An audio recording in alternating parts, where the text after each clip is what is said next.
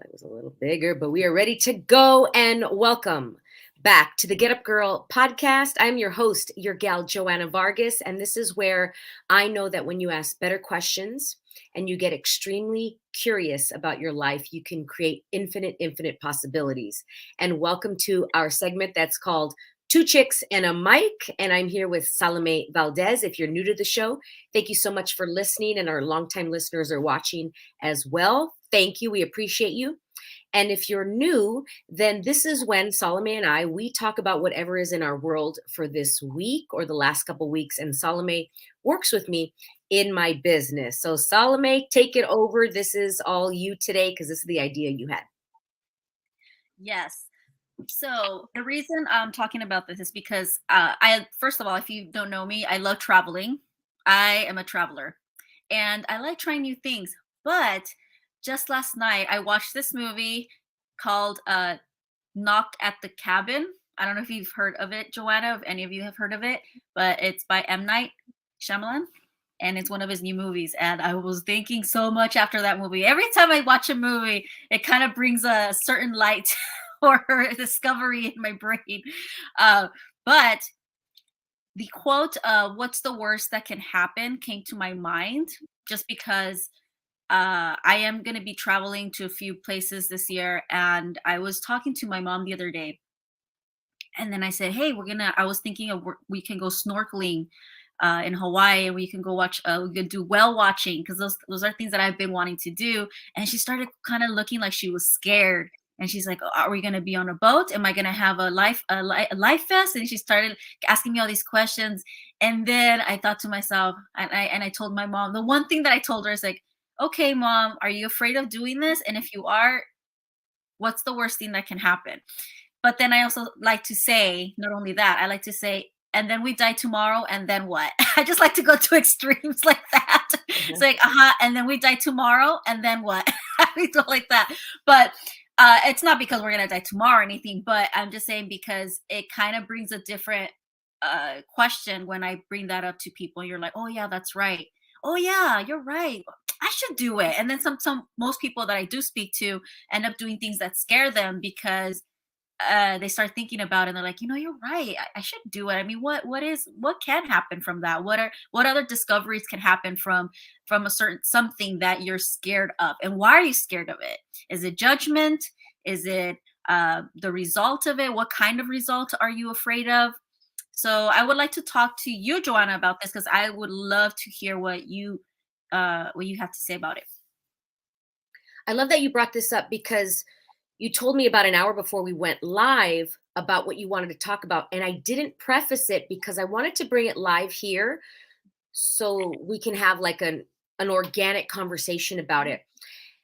And I am starting a whole new thing with my podcast and the coaching about questions. And it really dawned on me. And I'm like, wow, we ask questions that actually do not create more. And yet we are thinking or hoping that they are creating more, and they're actually limiting us. And every time we ask a question, I'm going to repeat this again.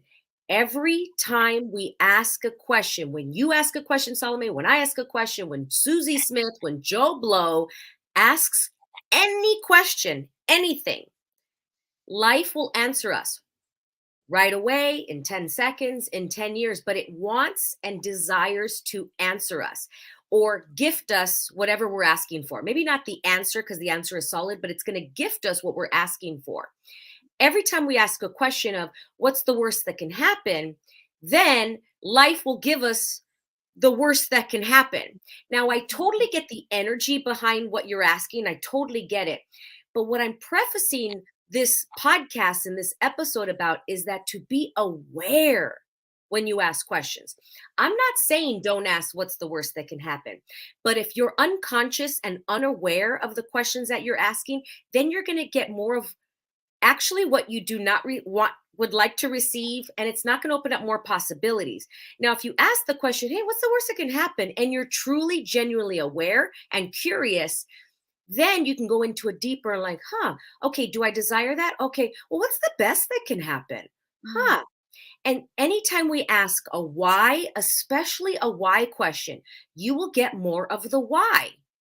Now, I'm not saying not to ask why questions, but be aware when you ask a why question. I'm going to give you two examples.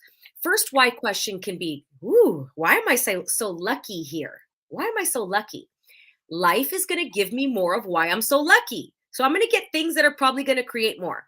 Oh, I'm so lucky because I did this, and I'm so lucky because I chose this, and I'm so lucky because blah, blah, blah. Now, when you ask, why does this keep happening to me? You're going to keep receiving why this is happening to you. Why can't I meet a great person to fall in love with? You're going to keep receiving why you're not meeting somebody to fall in love with. When you change it to a what question, that is genuine curiosity. Now, I'm going to go back to what's the worst that can happen? Is that truly a question? Mm. Or is it a conclusion with a little question mark at the end with like 0.1% of curiosity? And I want us to really get real now. Is that really a question? Or, Salome, were you stating a sentence and trying to get your mom to get out of whatever the funk she was in? And was that really a question? Or was that you, I know better, mom, what's there to be afraid of? And what Mhm. if she actually just doesn't want to do it? Mhm. Like, but she just doesn't know how to tell you. Mhm. Maybe she wants to make you happy. There could be a million reasons. And or it could be that her fear is not her fear. I wrote down as you were talking, what is fear? Mm. 'Cause you asked, why are you afraid? And is that truly a question as well? And listen to this question. What is fear? What is that fear? What is that? Is this my fear? Is it someone else's fear? Is it my body giving me the awareness not to go on this boat because maybe something will happen? You know, sometimes our bodies will communicate with us to go, hey, don't do that. And I'll ask myself, am I really afraid here? Or is this my body giving me the awareness of, hey, Joanna, if you choose this, it's probably not going to create more. But if I don't get curious and go, hey, what is this? What is this fear? That's the difference of the question. So, what came up for you when we were talking about that, Salome? Ooh, well, so much. But also, yeah, you're right about the. I liked how you have. If you're not watching this live, Joanna changed the topic, the title of this, and it says, "What's the best that can happen?" And I actually like that a lot more. And I would be definitely trying to use that more. But yes, I it again, when we speak and I have like a certain vision or perspective about something, and then we have this conversation, I always end up switching it up and agreeing to most of what you say. And I really liked what you said there, because it's true. I mean, why do we say that? Why was it's so known, that whole sentence is so known? What's the worst that can happen? And it's said so freely as well. And I think if we change it up a little bit, we can get more results from it. We say it with our best intention. I mean, I get the energy behind Mhm. it. I get that we're saying it with great intention because and I'm making air quotes because we care. I mean, you care about your mom. So you're like, Mom, what's the worst that can happen? And is that really caring? Mhm. And I wonder, I can tell, Salome, when I am projecting my points of views onto somebody else. And I'm like, oh, that's not caring. Is that really caring, Joanna? No, that's actually me trying to get them to agree with me because Mhm. I think I'm right and they're wrong. Mhm. What if your mom just is like, I'm good. I want to sit on the sand and wave to you. Okay. But like, hey, mom, I think it'd be really fun. You make the choice. But what is that fear, mom? What Mhm. is that? I support you in whatever choice you make, mom. And I would really like for you to go snorkeling with us. What is that fear, mom? Do you feel the difference in the Yeah, energy of yeah, the yeah. rather than what's the worst that can happen? And again, I wasn't there, but I'm speaking from my experience when I speak from superiority of like, I know better. My point of view is right. You're going to have fun. And what if it's really not fun for them? Mhm. Like, I have a fear of dogs and I've tried everything in my power. I am better now, but it was not fun growing up. But everybody's point of view was that I am wrong because I'm afraid of dogs and they're right because dogs are so great, or whatever Mhm. the point of view was, right? Yeah. And it never created a curiosity of like, huh, nobody ever asked me, hey, Joanna, what is that? It was Yeah. like, "What? You don't like dogs?" And it was that whole energy behind. What happened to you? And Salome, they would ask, like, did you ever get bit by a dog? Now, that's a question. Yet Mhm. it didn't feel like a question when I was a young girl. It was very conclusional. It Um, was very concrete. Did something happen to you? I'm like, that is yeah. nobody ever really said, oh, what is that, Joanna? And I'm like, oh yeah, what is that? It's an indescribable fear. And I would like to shift it. And so I'm speaking from that experience of like, are we truly asking questions? And the other person can feel when it's not a question. Sometimes we can articulate that that's not a question. And energetically, we also know that ain't a question. That's not a question. That's a sentence with a question mark at the end. Mhm. And let's go back to the first thing that I said about every time we ask a question, life will gift us more of what we're asking for. And so if you ask, what is the best that can happen? Solomon, what if you're on that boat and you meet the love of your life on that boat? What if you're on that boat and you discover the next fish? What if you're on that boat and you find $1 million in the water? And it doesn't have to be about snorkeling. It doesn't have to be about the boat. What if you go on that boat and you end up changing your mind and you don't go and you receive the biggest gift that you've ever had because you had some aha moment? I mean, Mhm. we go in a conclusion of how this is supposed to gift us what we're required. It's supposed to give us memories. It's going to be fun. But what if it's actually something different? Mhm. And what if your mom not going on the boat created more? Yeah. What if she stayed on the sand and met somebody and XYZ happened? Do you get what I mean? Yeah. And so to get curious on for you and then invite the curiosity for your mom. And this is such a small pivotal thing, but we're using an example because how many times do we do this in our lives and we choose right, wrong, this is best, this is not the best, you should do this. And I wonder if we're going into conclusion of what is the worst and what is the best. Mm. And what if the best is your mom I was not gonna s going? I was gonna say, what if also because everyone has uh, their perspective of what is best and what is worst as well. But I liked what you said, inviting to curiosity. I think that's what you said, inviting to curiosity. I really liked that a lot when you said that. Like inviting your mom to choose more curiosity. Yeah, Mhm. I like that. Yeah, I'm really aware. In my experience, the most time I and my friends and family go into conclusion is at dinner. Every time you're sitting around at dinner, I mean, people come together for food, and you're sitting there, and then now we have to talk, right? What do we talk about?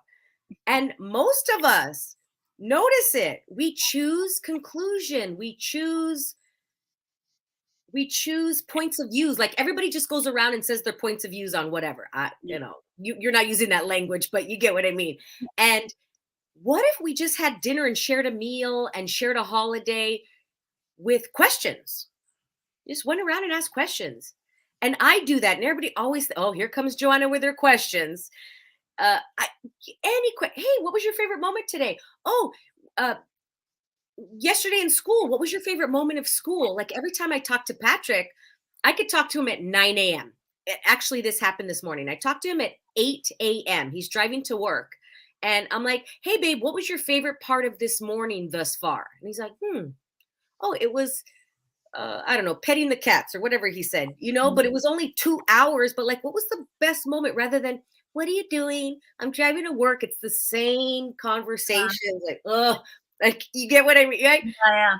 Ask a question. And then when I ask him a question, it creates that rolls into more conversation. Mm, And so the questions can be in conversation, on the phone, at dinner, or just when your mom, when you're aware of fear, Mhm. when you're aware of somebody's choice, when you're aware of a million different scenarios, ask a question. And then step two is please be aware of the questions you're asking.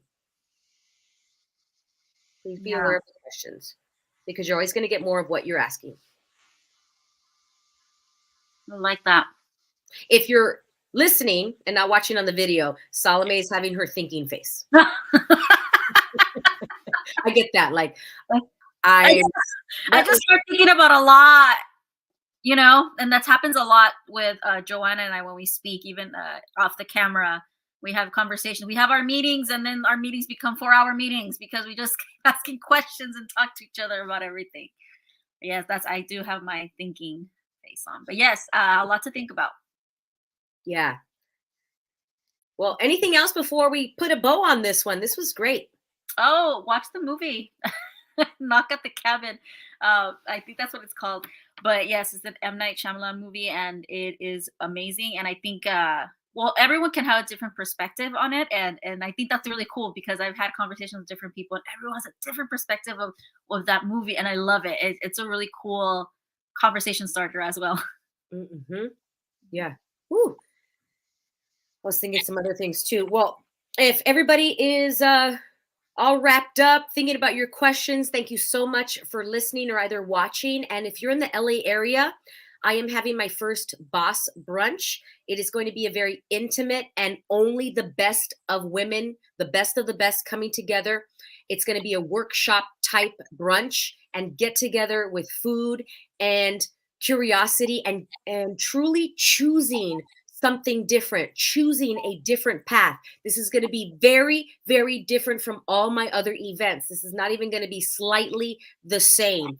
Get in this room. Stop choosing small, choose bigger, choose different, start shifting and get in the room with different types of women that are going to question you and get you to a whole different level and a different choice to see new possibilities in your life. That is going to be in the LA area on Sunday, February 26th. And all the information will be out this weekend. And you can DM me anywhere on social at Joanna Vargas Official if you'd like to just, ping me and say, hey, I am interested. Also, coming up soon, I am working on a whole new series of questions, and I'll be coming out with some free video series on exactly what Salome and I were talking about today so that I can teach you how to chunk it down and make it so simple so that you could really start choosing more questions and more curiosity. Thanks, Salome. Thank you, everybody, for listening and or watching Two Chicks and a Mic. This is the Get Up Girl, and until next time, we will see you.